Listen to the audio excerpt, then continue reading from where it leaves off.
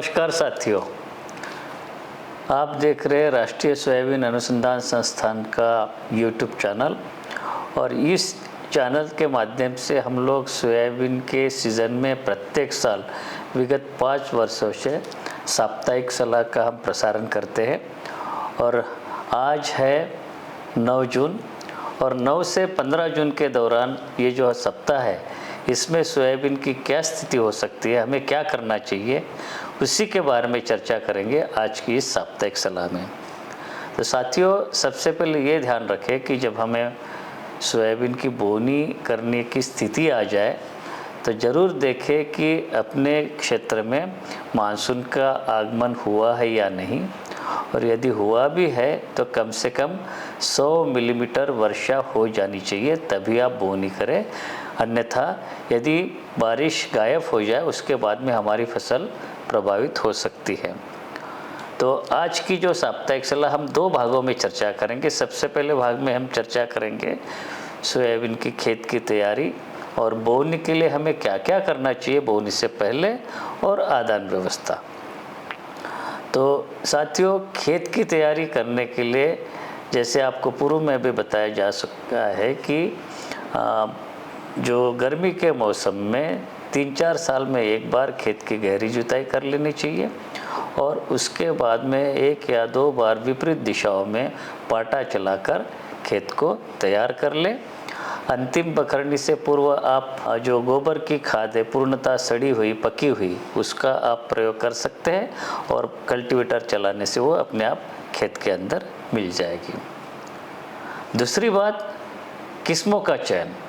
तो साथियों, अपने क्षेत्र के लिए जलवायु के अनुकूल सोयाबीन की जितनी भी किस्में हैं अनुशंसित की गई, उनमें से हमेशा कोशिश करें कि 2 या 3 किस्में अपने खेत में ज़रूर लगाएं, और उन्हीं किस्मों को लगाएं जो कि भारत सरकार के गैजेट में नोटिफाइड की गई हो, यानी कि उनकी अनुशंसा की गई हो।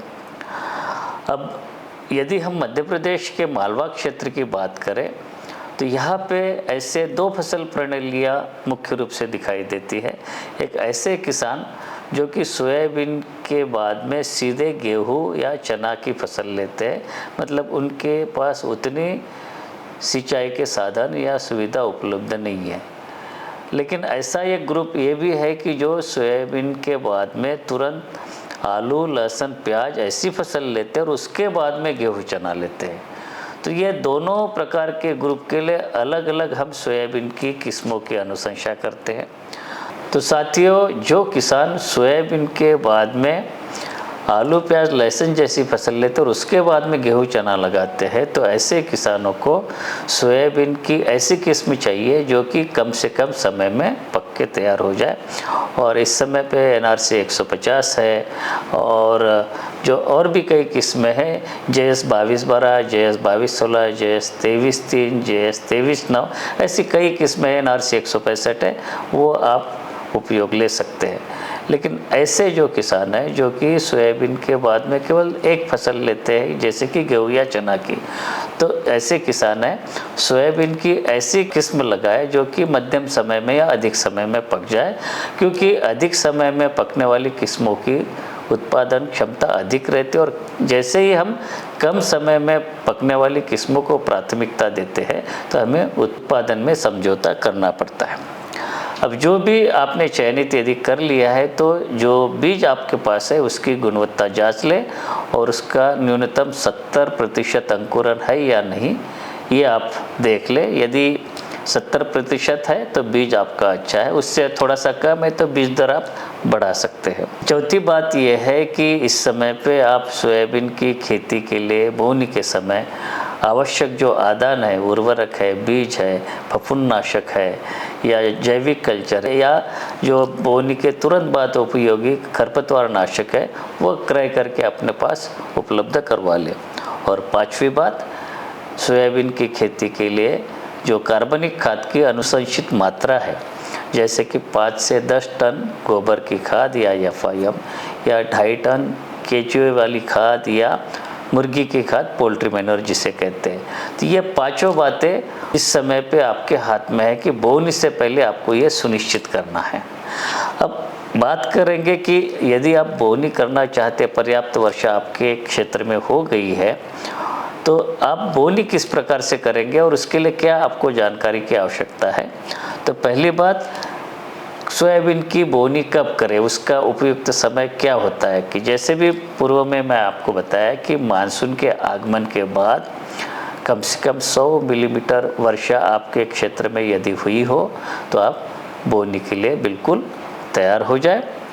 दूसरी बात, जब आप बोनी करेंगे तो बोनी के समय पे जो सीड ड्रिल है, कतारों की दूरी क्या होनी चाहिए, बीज दर क्या होनी चाहिए, इसके बारे में जो विभिन्न क्षेत्रों के लिए उपयुक्त तकनीकी है, जिसमें कि इस समय पे आपको तालिका दिखाई दे रही है अपने स्क्रीन पे और आप देख रहे हैं बोनी का समय, विभिन्न क्षेत्रों के लिए बीज दर क्या है और जो उसकी दूरी क्या हो सकती है कतारों की, ये आप जानकारी दें। लेकिन मध्य प्रदेश के क्षेत्र के लिए विशेष रूप से आप ध्यान दें कि यदि आप सोयाबीन की बोनी करते हैं, कम समय में पकने वाली किस्म यदि आप लगाते हैं तो उसको जो कतारों की दूरी है 30 सेंटीमीटर होनी चाहिए, जबकि मध्यम समय में पकने वाली किस्मों के लिए 45 सेंटीमीटर।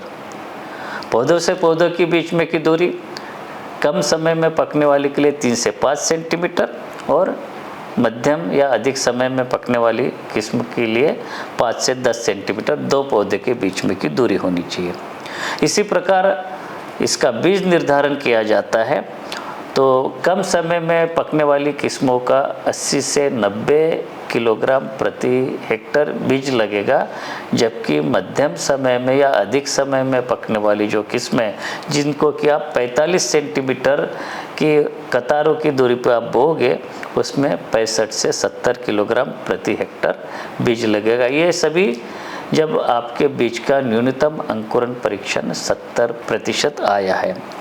अब बोनी की पद्धति की जहाँ तक बात है, आप ध्यान दें कि विगत वर्षों में कुछ मौसम की विपरीत परिस्थितियों का सामना करने को दिख रहा है। ऐसी स्थिति में हमारी सोयाबीन की उत्पादकता प्रभावित होती है, सूखे की घटनाएं बढ़ रही है। तो ऐसे स्थिति के लिए आप कोशिश करें कि आपके पास BBF सीड ड्रिल है या रिच फरो पद्धति का उपयोग करें, जिससे कि जो सूखे के कारण या अति वर्षा के कारण, जल जमाव के कारण जो नुकसान होता है हमारी फसल का, वो हम टाल सकें। जहाँ तक मध्य प्रदेश के लिए पोषक तत्वों की मात्रा का प्रश्न है, आप इस समय पे देख रहे 3 अलग अलग प्रकार के आप विकल्प आपके सामने में स्क्रीन पे दिखाई दे रहे हैं। आप चाहे तो यूरिया, सुपर फास्फेट और पोटाश का विकल्प चुन सकते हैं या DAP के साथ में म्यूरेट ऑफ पोटाश और बेंटोनेट सल्फर का प्रयोग कर सकते हैं, या मिश्रित उर्वरक जो है 12-32-16 उसके साथ में बेंटोनेट सल्फर। ये 3 प्रकार से आप चयन इनमें से कोई भी आप कर सकते हैं। लेकिन मध्य प्रदेश के लिए कुछ जो देखे जा रहे हैं, अनुभव किया जा रहा है, आवश्यकता यदि पड़े तो आप 25 किलोग्राम जिंक सल्फेट और उसके साथ में जहाँ पे आयरन की कमी है वहाँ पे 50 किलोग्राम आयरन सल्फेट का प्रयोग कर सकते हैं। अब बात करेंगे बोनी की पद्धतियों के लिए। जैसे कि मैंने आपको पहले भी बताया कि विपरीत मौसम को ध्यान में रखते हुए आप कोशिश करें कि BBF पद्धति या रिच फरो पद्धति या रेज बेड पद्धति से सोयाबीन की बोनी करें, ताकि हमारा ख़राब मौसम के कारण जो नुकसान होता है वो कम से कम हो। जब आप बोनी करेंगे तो बीज उपचारित करना है और इसके लिए जो अनुशंसित तरीका है उसको कहते हैं FIR, यानी कि फंजीसाइड, इंसेक्टिसाइड और राइजोबियम कल्चर। अब इसके लिए विभिन्न जो दवाई है, फफूंदनाशक है, इस समय पे आप स्क्रीन पे देख रहे हैं। सबसे पहले स्थान पे जो दे रखा है, ये बहुत अच्छा एक ऑप्शन है, क्योंकि इसमें फफूंदनाशक के साथ में कीटनाशक भी मिला हुआ है।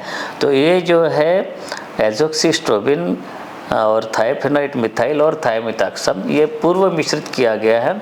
10 मिलीलीटर प्रति किलोग्राम बीज दर के हिसाब से आप इसको बीज उपचार कर सकते बोनी के समय पे। यदि ये आपके पास उपलब्ध नहीं है तो बाकी की जो फफूंदनाशक इस समय पे आप देख रहे हैं वो आप करें, और उसके साथ साथ सबसे नीचे में 2 कीटनाशक आपको दिखाई दे रहे हैं। एक है थायोमिथाक्सम और दूसरा है इमिडाक्लोप्रिड। इन दोनों में से कोई भी आप ले सकते हैं और बाकी जो फफूंदनाशकों के साथ में मिला के इसका आप बीज उपचार बोने के समय पे कर सकते हैं। यदि आपने फफूंदनाशक और कीटनाशक के साथ में बीज उपचार कर लिया, उसके बाद में आपको जैविक कल्चर से बीज उपचार भी करना चाहिए। मार्केट में आजकल लिक्विड बायो फर्टिलाइज़र या तरल बायो फर्टिलाइज़र भी मिल रहा है। राष्ट्रीय सोयाबीन अनुसंधान संस्थान द्वारा भी इस बारे में एक नया जो तरल बायो फर्टिलाइज़र बाज़ार में उतारा है, या अगर ये आपके पास अवेलेबल नहीं है तो राइजोबियम और पीएसबी कल्चर, इसका भी आप उपयोग कर सकते हैं। इस प्रकार से जब आप बोनी कर लेते हैं तो उसके बाद में यदि आप जो बोनी के तुरंत बाद उपयोगी खरपतवार नाशक, जिसको कि 3 दिन या 72 घंटे के अंदर खेत के ऊपर छिड़काव करना होता है, ये आपके लिस्ट में है, इसका चाहते हैं तो आप इस समय पे विभिन्न खरपतवार नाशकों की सूची इस समय पे आप देख रहे हैं। इनमें से कोई भी आप लेके अपने बोई हुई फसल के बाद में खेत पे छिड़काव कर सकते हैं। ये थी इस सप्ताह की साप्ताहिक सलाह। मिलेंगे अगली बार, तब तक के लिए आज्ञा दीजिए। नमस्कार।